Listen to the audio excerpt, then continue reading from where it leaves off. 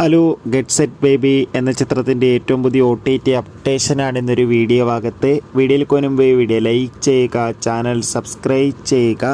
May മാസം ധാരാളം ചിത്രങ്ങൾ OTT റിലീസ് ചെയ്തിട്ടുണ്ട്. ജൂൺ മാസം OTT റിലീസ് ചെയ്യാൻ പോകുന്ന ചിത്രങ്ങളുടെ വീഡിയോ നമ്മുടെ ചാനൽ ഭാഗം പരിശോധിച്ചാൽ നിങ്ങൾക്ക് കാണാൻ വേണ്ടി സാധിക്കുന്നതായിരിക്കും.